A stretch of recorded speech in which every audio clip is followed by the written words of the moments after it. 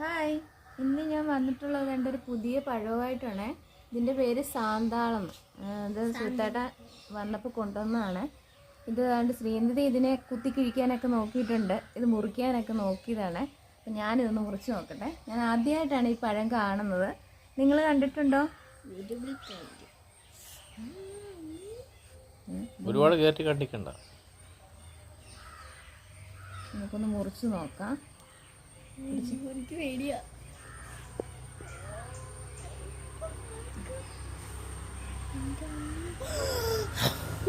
പന്നി, നമ്മുടെ എന്തോ പന്നി, ആ പഴത്തിൻ്റെ പേരെന്താ? മാങ്കോസ്റ്റിൻ അതുപോലൊക്കെ ഇരിക്കുന്നല്ലേ.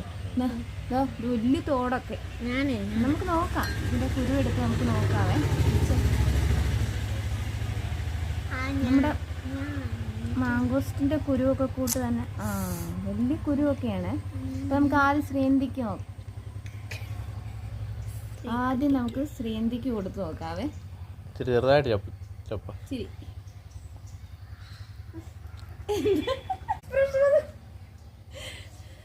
എന്താ മധുരമാണോ പുളിയാണോ? പേരക്കയോ? ഇനി ഞാനും നോക്കട്ടെ.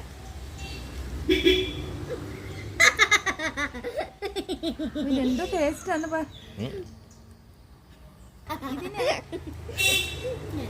പുളിയുണ്ട്, എന്തിന്റെ ഒരു ടേസ്റ്റ്, പക്ഷെ മനസ്സിലാവുന്നില്ല എന്താണെന്ന്.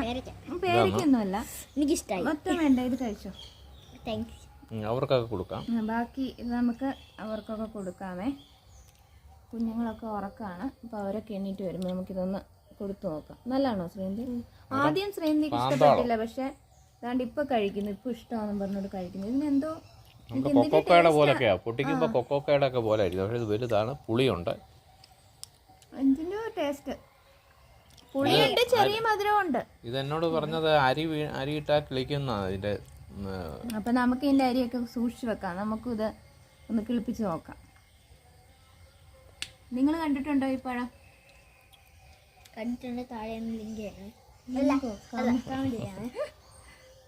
ശ്രീന്തിക്ക് ഇഷ്ടപ്പെട്ടു കേട്ടോ. ശ്രീന്തിക്ക് സാധാരണ ഒന്നും ഇഷ്ടപ്പെടാറില്ല, പക്ഷെ ഇതാണ്ട് ഇപ്പൊ കഴിക്കുന്നു. റംബൂട്ടാൻ കഴിക്കുന്ന പോലെ കഴിക്കുന്നു. റംബൂട്ടാൻ്റെ അത്രയും ടേസ്റ്റ് ഒന്നും ഇല്ല. റംബൂട്ടാനാണ് നല്ലത്, കുഴപ്പമില്ല.